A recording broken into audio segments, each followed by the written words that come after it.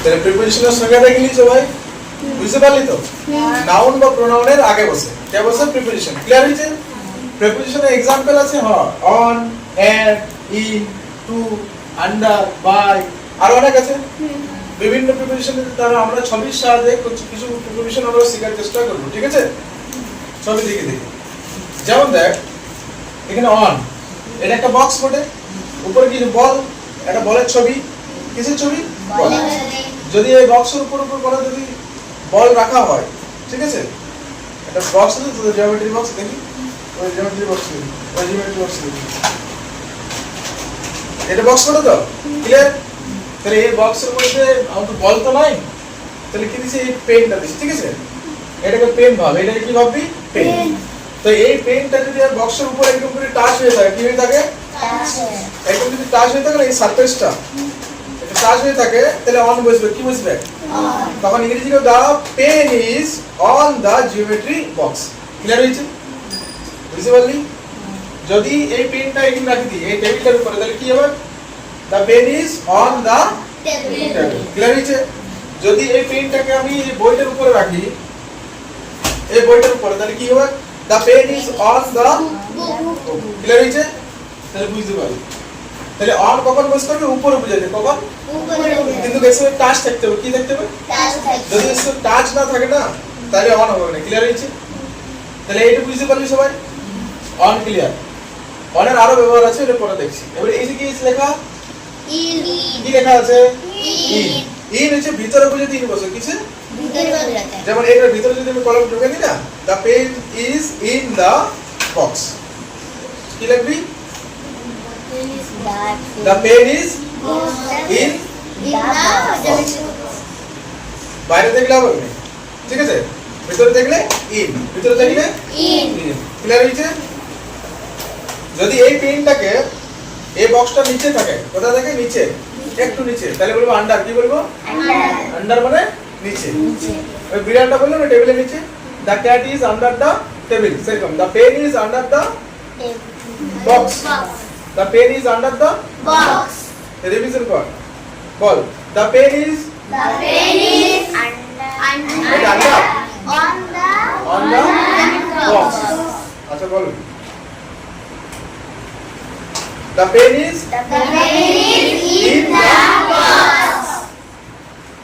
The pen is under the box. এটা বুঝতে পারলি?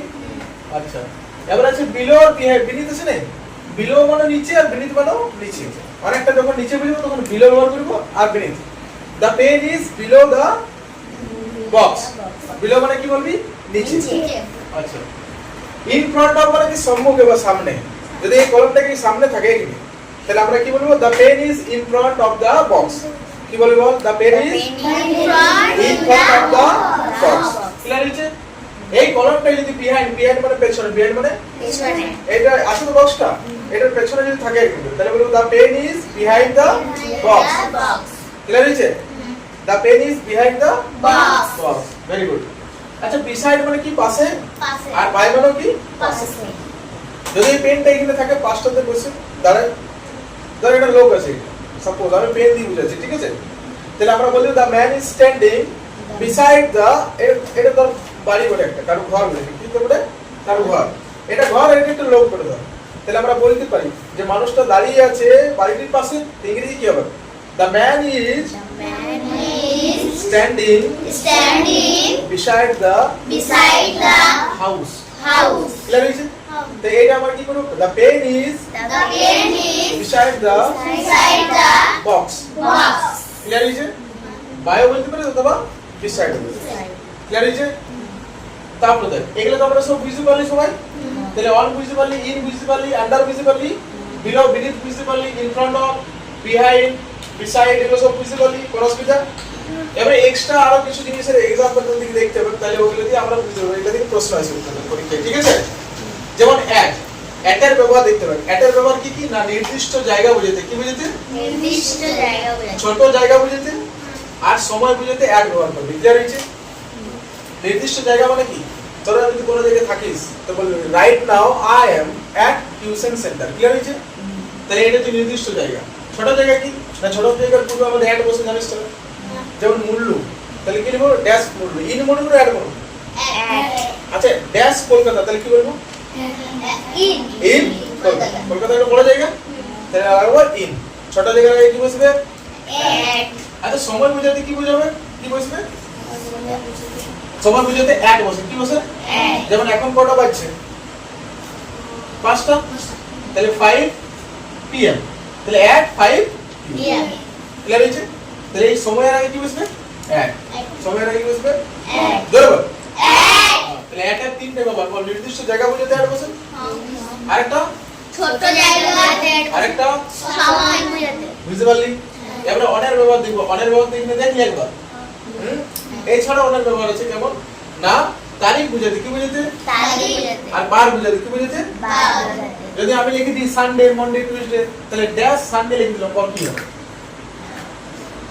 on Sunday dash Monday on Monday dash Tuesday on Tuesday dash Friday dash Friday এবার on Friday clear হয়েছে আরেকটা প্রশ্ন তারিখের আগে কিসের আগে তারিখের আগে তারিখে যেমন 15 আগস্ট আমরা জানি India goat independence on 15 August clear হয়েছে আমরা এটা বুঝছি তাহলে বুঝতে সুবিধা হবে তাহলে India goat independence dash 15 August তাহলে এই কিন্তু দেখ এই 15 তারিখ কোনটা 15 আগস্ট কি ছিল স্বাধীনতা পেয়েছিল তো ভারত হয় না হ্যাঁ তাহলে এই 15 তারিখের তারিখ বলে ইয়ার আগে আমরা কি ইউজ করব অন তাহলে এখানে লিখব কি on ক্লিয়ার হয়েছে বুঝতে পারলি তাহলে অনেক দুটো একটা তারিখ একটা বারের আগে আশা করি বুঝতে পারিস নেক্সট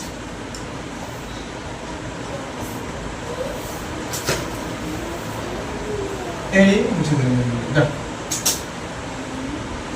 এখানে দুটো লিখেছিল না একটা লিখছিলাম টু দিকে আর একটা লিখছিলাম ইনটু কি লিখছিলাম ইনটু আর একটা অন টু আছে এই তিনটে দিয়েছিল দেখ অ্যাড শিখলি অন শিখলি লিখিস না এখন ইন শিখলি না না ইনের উপর দেখো ইনের উপর দেখ দেখ সাল বুঝে দিন বসবে কি বুঝেতে সাল সাল বুঝে দিন বসবে আর কি বসবে বড় জায়গার ক্ষেত্রে ইন ইন ঠিক আছে যেমন আমি ধর বাস করি তাহলে আই লিভ আমি বসবাস করি ড্যাশ কলকাতা বল এখানে কলকাতার আগে কি বস করব in কি বস করবি in ইন কলকাতা কেন এখানে ইন বসলো কারণ কলকাতা বড় জায়গা বড় জায়গা ভেরি গুড এবার আমি সাল যদি দেখি তাহলে লিখব আই ওয়াজ বর্ন আমি জন্মগ্রহণ করেছিলাম আই ওয়াজ বর্ন ড্যাশ এর সাল লিখে দিলাম ইন 1948 লিখে দিলাম বুঝলেন তো এটা কি ওটা সাল ওটা এই সালের আগে আমাদের কি বসবে in তাহলে ইনের দুটো ব্যবহার শিখলি একটা কি সালের আগে আর একটা বড় জায়গার আগে ছোট জায়গার আগে on অ্যাড কি বসে at ঠিক আছে এরপরে কিসের ব্যবহার আছে বিটুইন কিসের ব্যবহার আছে between বিটুইন কখন বসবে যখন দুটো জিনিসের মধ্যে কিছু বোঝাবো দুজনের মধ্যে কিসের মধ্যে দুজনের মধ্যে যেমন তুই কিছু মিষ্টি নিয়ে আলি দোকান থেকে ঠিক আছে মিষ্টি নিয়ে আলি দিয়ে বললাম যে জয় আর ঈশানের মধ্যে ভাগ করুন তাহলে আমরা ইংরেজি কি হবে distribute distribute these these sweets sweets অথবা the sweets the sweets between between Joy Joy and Ishan and Ishan তাহলে distribute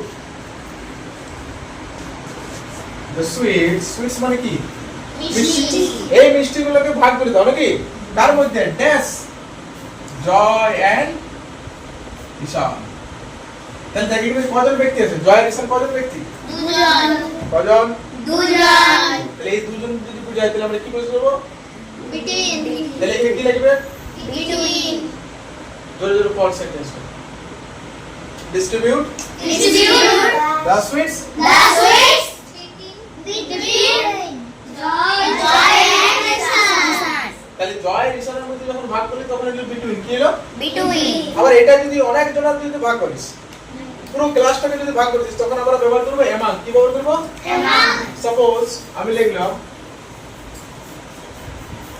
distribute the sweets the okay distribute the sweets dash the students. Student মানে কি অনেকগুলো স্টুডেন্ট তো? দেখ তুমি স্টুডেন্ট মানে কতগুলো স্টুডেন্ট? অনেকগুলো। তাহলে এই মিষ্টিগুলোকে ভাগ করে দাও কাদের মধ্যে? Among students. তাহলে এখানে কি বুঝবে? তাহলে আমরা বুঝতে পারলি। এবারে যদি আমি যদি প্রশ্ন করে বল, যদি দুজনের মধ্যে বুঝাই তাহলে কি বুঝ করবি? যদি সবার মধ্যে বুঝাই? ক্লিয়ার হয়েছে? Got it? সো নেক্সট আছে উইথ। নেক্সট মানে কি হলো? With and preposition. উইথ মানে সঙ্গে বুঝাতে। কি বুঝাতে? যেমন আমি যদি বলি আমি বাবার সঙ্গে সালতোরা গিয়েছিলাম, বলতে পারিস তো? কার সঙ্গে গিয়েছিলিস? তাহলে ইংরেজি কি হবে বল? তাহলে I went to Saltora. I went to Saltora. That's my father. বল এখানে কি বুঝবে? কি বুঝবে? ক্লিয়ার হয়েছে? তাহলে I went to Saltora, আমি সালতোরা গিয়েছিলাম with my father. যদি তুই তোর ভাইয়ের সঙ্গে যাস তাহলে I went to Saltora with my brother. I went to Saltora with my brother, with my sister, with my mom. যেটা ইচ্ছা তোর বলতে পারিস। ক্লিয়ার হয়েছে? সঙ্গে বুঝাতে কি বুঝ করবি? কি বুঝ করবি? সাবাস, ভেরি গুড। নেক্সট বলে এই পর্যন্ত কোনো problem? Is there any doubt? No doubt. বাস, সাবাস। নেক্সট হচ্ছে কি বল? প্রিপোজিশন। কি আছে? ফর তো সবাই জানিস। ফর মানে জন্য। ফর মানে আচ্ছা আমার একটা কলম দরকার আমার ভাইয়ের জন্য। ইংরেজি কি হবে? I need মানে কি দরকার? I need a pen. আমার একটা কলম দরকার। That's my brother. কার জন্য? আমার ভাইয়ের জন্য। তাহলে লিখব for my for মানে জন্য। ক্লিয়ার হয়েছে? তাহলে দেখ আমরা অনেকগুলো প্রিপোজিশন শিখে গেলাম। একটা এখনো ইম্পর্টেন্ট প্রিপোজিশন বাকি আছে। কি বলতে জানিস? টু। কি আছে? হ্যাঁ, টু হচ্ছে কোন দিকে গতি। কোন দিকে গতি বুঝাতে টু ব্যবহার হবে। কোন দিকে? কোন দিকে গতি। ডাইরেকশন বুঝাতে টু ব্যবহার হবে। বুঝলে? যেমন আমি স্কুল যাচ্ছি। কোথায় যাচ্ছি? তাহলে I am going মানে আমি যাচ্ছি। আমি কোথায় যাচ্ছি? স্কুলের দিকে। তাহলে স্কুলের দিকে বুঝে যাবে টু স্কুল। ক্লিয়ার হয়েছে? তাহলে টু কেন কখন ব্যবহার করবি? টু যখন কোন দিকে গতি বোঝাবে, ডাইরেকশন বোঝাবে, তখন আমরা ব্যবহার করব টু। ক্লিয়ার হয়েছে? আচ্ছা, ইনটু আবার আছে। কি আছে? ইনটু। তাই ইনটু দুটো জিনিস নিয়ে দুটো প্রিপোজিশন নিয়ে তৈরি হয়েছে। একটা ইন, একটা টু। দুটো প্রিপোজিশন পড়ে। এই দুটো যখন প্রিপোজিশনকে একসঙ্গে অ্যাড করে দিয়েছি তখন এটাকে আমরা বলবো কম্পাউন্ড প্রিপোজিশন। কি বলবি? বড় উঁচু ক্লাসে শিখবি। ঠিক আছে? 5 6 7। ইনটু কোথায় ব্যবহার করবি? না ইন হচ্ছে কোন দিকে ভিতর বোঝাবে, আর টু মানে কি কোন দিকে গতি। তাহলে কেউ যদি এখান থেকে দৌড়ে রুমটাতে আমাদের ঢুকে তাহলে কি হবে? ইনটু হবে। কি হবে? If someone is coming into this room তখন আমরা ইনটু ব্যবহার করব। কি করব? মানে কেউ আসছে দিকে থেকে ইন করলে এখানে আর গতি বুঝেছি তাহলে ইনটু। ঠিক আছে? তাহলে আমরা বলতে পারি হি ইজ রানিং ইনটু। তাহলে he is running into the room. ঠিক আছে? ইনটু। ক্লিয়ার হয়েছে? বাস, এতটা প্রিপারেশন মনে রাখবি। এগুলাই পরীক্ষায় আসবে। আর এগুলো থেকে তারা এগুলো যখন প্র্যাকটিস করবে তখন আরো ভালো করে শিখতে হবে। ঠিক আছে? আমি গতকাল এগুলো তোদের হোমওয়ার্ক দিয়ে দেবো। সেই হোমওয়ার্কগুলো ঘরে প্র্যাকটিস করবি, সঠিক জিনিসটা সঠিক প্রিপারেশনটা লিখে নিয়ে আসবি। আর এই প্রিপারেশনের ডেফিনেশন থেকে সব কিছু মুখস্থ করে আসবি। ঠিক আছে?